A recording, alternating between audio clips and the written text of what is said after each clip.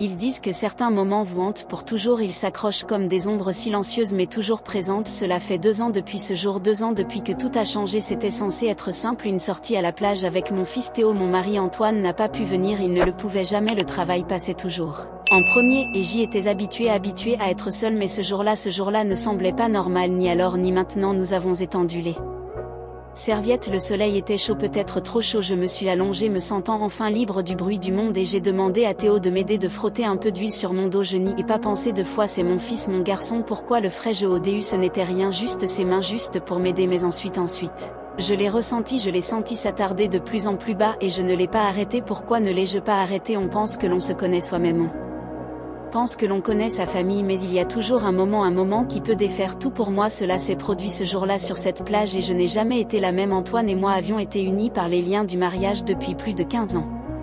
Si on demandait l'avis de toute personne nous connaissant, elle ne manquerait pas de souligner que nous constituions le couple parfait, vivant dans une belle résidence, élevant des enfants bien éduqués et menant une vie stable. Toutefois, les défauts restent dissimulés tant que l'on reste à l'extérieur des limites physiques, et l'absence de contenu n'est perceptible que pour ceux qui en font l'expérience directe. Pendant une longue période, le travail était l'élément central de la vie d'Antoine, qui consacrait ses nuits tardives, ses week-ends et ses jours fériés à son activité professionnelle.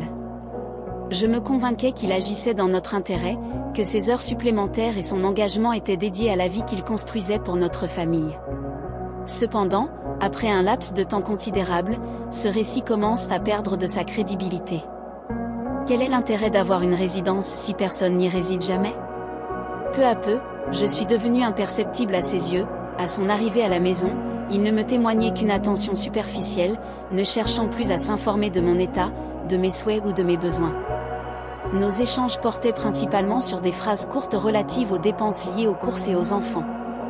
Il ressentait de l'affection pour Théo et sa jeune sœur Chloé, mais même lorsqu'il était en leur compagnie, il donnait l'impression d'être une présence physique sans être mentalement présent. Fréquemment, je prenais place en face de lui à la table, me questionnant sur le fait qu'il me remarquait toujours. Ce matin-là, je me rappelle être resté debout dans la cuisine pendant qu'Antoine se hâtait vers la porte. Il a saisi sa mallette, a fait un baiser sur le sommet de la tête de Chloé, puis m'a regardé une seule fois en prononçant « Je suis désolé, Freya.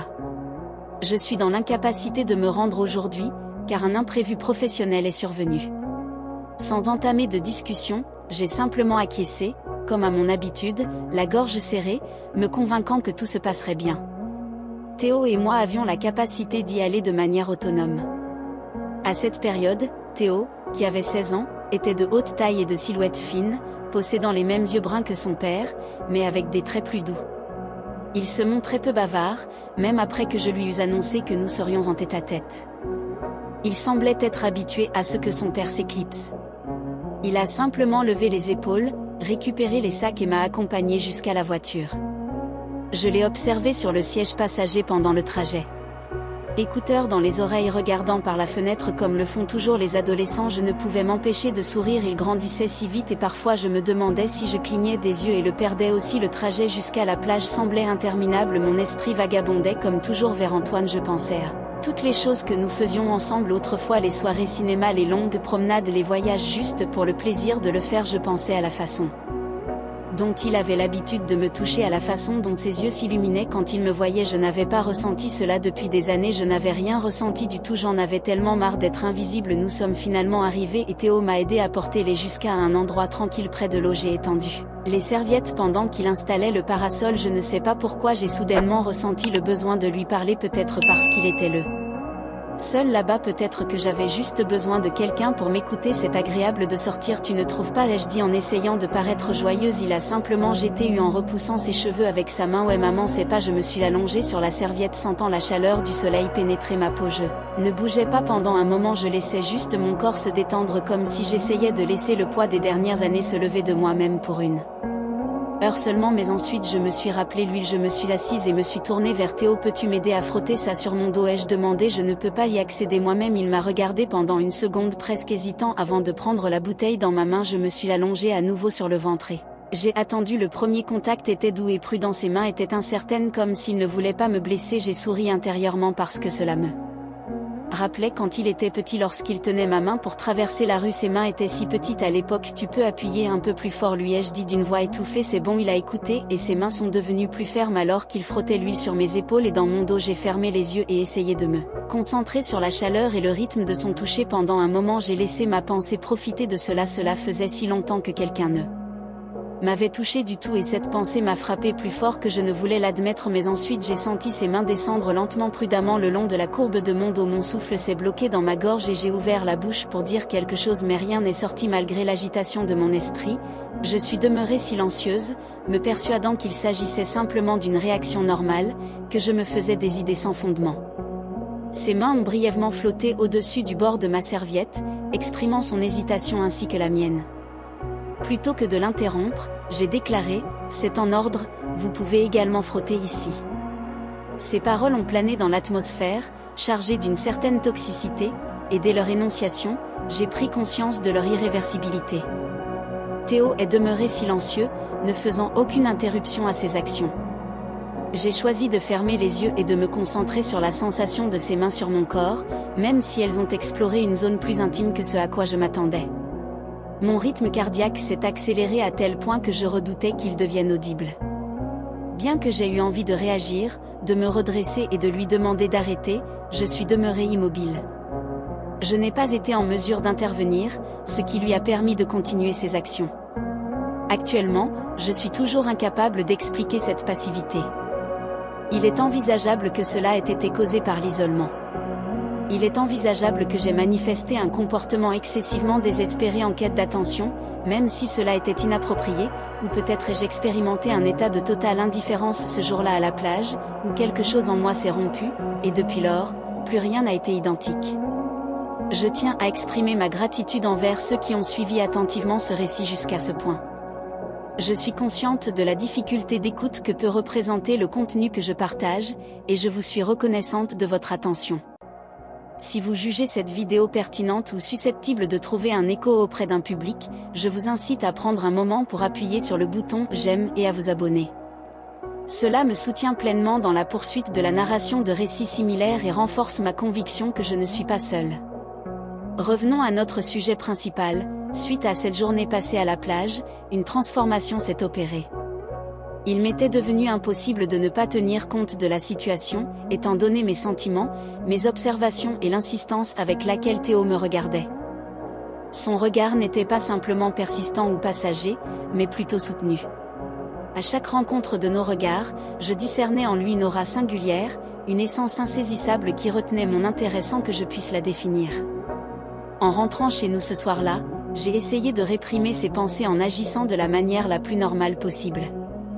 J'ai cuisiné le dîner, discuté avec Théo de sa journée scolaire, et effectué le pliage du linge tard dans la nuit, mes mains tremblantes. Néanmoins, il m'était impossible de ne pas revivre chaque élément, ses actions, sa façon de s'attarder, la tension palpable dans mon propre corps. Je luttais avec ses émotions.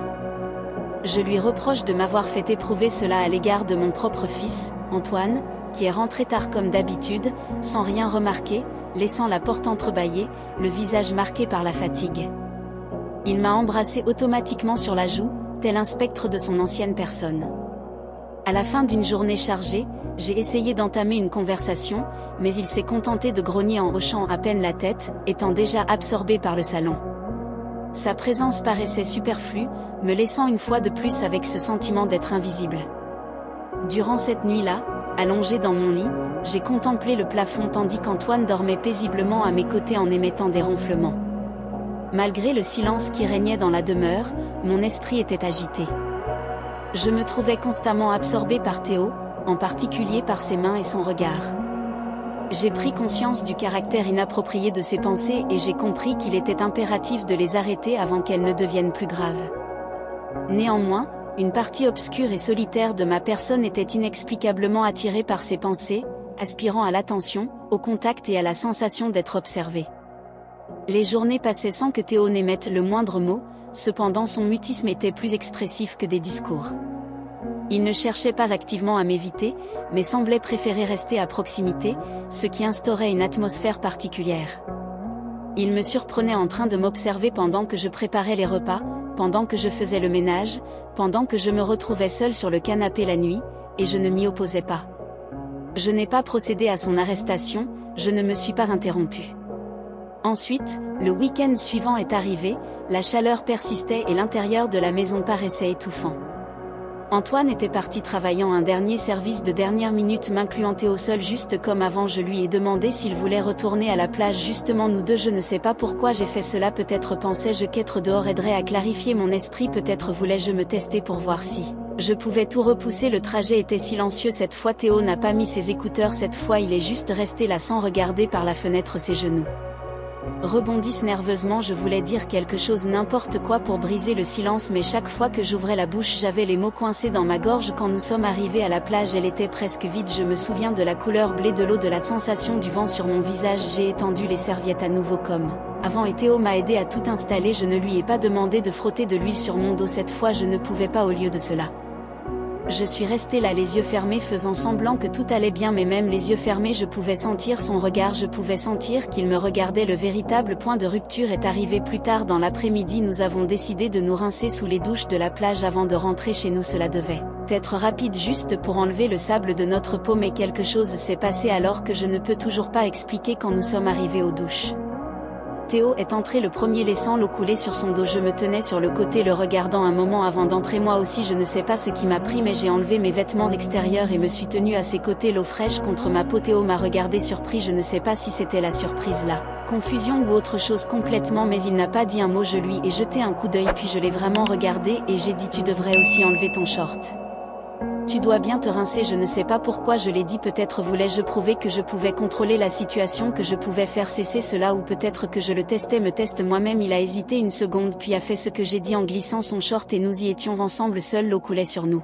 Emportant tout sauf ce que nous heurtions tous les deux je me suis tournée vers lui et demandé doucement aide-moi avec mon dos et il l'a fait ses mains étaient encore prudente comme avant mais il n'y avait pas d'erreur sur la tension je l'ai ressenti en lui je l'ai ressenti en moi quand il a touché ma taille je me suis figée l'air semblait s'épaissir autour de nous le bruit de l'eau noyant tout le reste j'aurais pu partir point j'aurais pu arrêter cela mais au lieu de cela j'ai penché le dos plus près de lui point j'ai tendu mes mains et les ai guidées vers ma poitrine et quand je l'ai fait il ne s'est pas retiré ce qui s'est passé ensuite je ne peux pas l'expliquer je ne vais pas l'expliquer c'était un moment un flou de besoin de solitude et quelque chose d'autre que je ne veux pas nommer ce n'était pas doux et ce n'était pas lent c'était désespéré passionné mal à tous Scar mais je ne pouvais pas l'arrêter je ne voulais pas le faire et quand c'était fini nous sommes juste restés là l'eau continuant à couler sur nous levant l'épreuve mais pas la vérité il m'a tenu alors tenu comme personne ne m'avait tenu depuis des années et je l'ai laissé faire après cela nous n'avons rien dit nous nous sommes séchés nous avons emballé nos affaires et avons marché vers la voiture en silence j'ai observé Théo du coin de l'œil son visage rougeau ses mouvements raides je savais que j'avais tout gâché je savais que nous avions franchi une ligne qui ne pourrait jamais être franchie à nouveau et pourtant pour la première fois depuis des années j'avais l'impression d'être vivante le voyage de retour s'est amorcé dans le silence. Au début, l'automobile donnait l'impression d'être étroite et lourde, comme si même l'atmosphère exerçait une pression sur nous. J'ai saisi fermement le volant, cherchant à me concentrer sur la route, cependant mon esprit demeurait agité, cette agitation persistait. Théo, qui était assis à mes côtés, paraissait ressentir le fardeau de nos actions récentes sur ses épaules. En dépit de sa posture rigide et de son regard immobile, il s'abstenait de jeter un œil par la fenêtre. Soudain, il interrompit le silence en murmurant presque timidement le mot « maman », ce qui me poussa à détourner le regard. Ma fréquence cardiaque s'est accélérée à l'écoute de sa question. J'ai envisagé brièvement de ne pas tenir compte de sa demande et de changer de sujet, mais compte tenu de nos expériences passées, cette approche semblait dénuée de sens. Après un soupir empreint d'émotion, ma réponse fut sincère, je suis dans l'incertitude. En réalité, j'étais dans l'ignorance totale quant aux événements réels et à leurs raisons. Ce que je savais, c'était que la dynamique entre nous avait complètement évolué. Nous avons maintenu le silence jusqu'à notre arrivée dans l'allée. J'ai arrêté le moteur, cependant aucun de nous n'a changé de position. Théo m'a enfin vraiment regardé et pour la première fois j'ai vu quelque chose dans ses yeux qui m'a fait peur ce n'était ni confusion ni culpabilité ni même honte c'était du désir depuis combien de temps ressens-tu cela a-t-il demandé ces mots m'ont donné des frissons parce que je m'étais posé la même question je l'ai regardé alors et c'était comme si un barrage se brisait en moi je ne sais pas ai-je murmuré peut-être plus longtemps que je ne veux l'admettre nous étions tous Les deux silencieux. Après cela nous étions juste assis là dans le noir. J'ai pensé que ce serait tout. Nous entrerions, nous essaierions d'oublier tout ça et ferions semblant qu'il ne s'était rien passé. Mais Léonard avait d'autres idées. Avant que je puisse ouvrir la porte, il s'est penché et m'a embrassé. C'était doux au début, hésitant comme s'il avait peur que je me retire, mais je ne l'ai pas fait. Je lui ai laissé m'embrasser et je l'ai embrassé en retour, et puis j'ai perdu le contrôle. Je ne sais pas si c'était la solitude, l'abandon des années ou la façon dont Théo me regardait comme personne ne l'avait fait depuis si longtemps, mais j'ai laissé faire juste là dehors devant notre maison. Théo m'a attiré vers lui, ses mains glissant sur moi comme comme si elles y appartenaient. Je me sentais vivante, je me sentais désirée, je me sentais vue pour la première fois depuis des années. Je ne me souciais plus de rien d'autre. Je ne sais pas combien de temps nous sommes restés ainsi enchevêtrés l'un dans l'autre. Enfin nous avons bougé l'intérieur, je ne me souviens plus du chemin jusqu'à la porte, juste du sentiment de sa main dans la mienne, de ce silence entre nous bourdonnant comme une électricité. Nous n'avons rien dit, nous n'avions pas besoin. Une fois à l'intérieur, tout s'est intensifié, comme si nous avions retenu trop longtemps et que le barrage avait enfin cédé. Les jours suivants étaient flous. Théo restait près de moi, trouvant toujours des raisons de me frôler ou de me regarder quand personne d'autre ne regardait. Je me disais de me retirer, de mettre fin à ce que c'était, mais chaque fois que je le regardais, je voyais la même solitude que je ressentais. C'était comme si nous étions des miroirs l'un pour l'autre, reflétant le même besoin, le même vide, et je ne pouvais pas dire non. Je ne voulais pas. La nuit, je m'allongeais dans le lit à côté d'Antoine, fixant le plafond, écoutant le son de sa respiration. Je pensais à Théo dans la pièce à côté, à la façon dont ses mains se sentaient, à la façon dont il me faisait sentir vivante à nouveau, et puis je fermais les yeux, la culpabilité se serpentant dans ma poitrine comme un serpent. Je savais que ça ne pouvait pas durer, je savais que c'était mal, mais je ne pouvais pas m'arrêter. La tension entre nous grandissait chaque jour jusqu'à ce qu'elle explose enfin. C'était tard un soir, Antoine était encore au travail, Chloé dormait et Théo et moi étions dans la cuisine. Je lavais la vaisselle, essayant de garder mon esprit occupé, lorsque je l'ai senti derrière moi. Je me suis retournée et là il était me regardant de la même manière qu'il l'avait fait sur la plage. Théo m'a doucement confié, essayant de me mettre en garde, mais sans s'arrêter. Il s'est rapproché tellement près que j'ai pu ressentir son haleine sur ma nuque. Il a chuchoté « Maman, je ne cesse de penser à toi ». Je suis restée immobile. Les battements de mon cœur étaient si intenses que je redoutais une défaillance cardiaque. J'ai ressenti le désir de lui demander de cesser de se retirer dans sa chambre et de me laisser tranquille, mais j'ai préféré me retenir. En revanche, j'ai levé les yeux vers lui et articulé les paroles que je regretterai plus tard. Je suis incapable de m'arrêter non plus. Cela constituait le point de non-retour.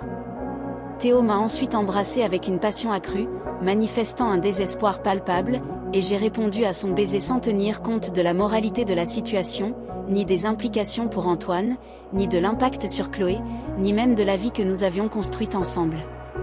Ce qui revêtait de l'importance était exclusivement Théo, mon fils, la seule personne à même de me conférer un sentiment de valeur. Depuis cette journée passée à la plage, les circonstances n'ont jamais retrouvé leur état initial, et il est peu probable qu'elles le fassent un jour. Théo et moi avons dépassé une frontière qui reste gravée, malgré toutes mes tentatives pour me convaincre du contraire. Ce qui a commencé comme un événement anodin s'est transformé en une puissance inarrêtable.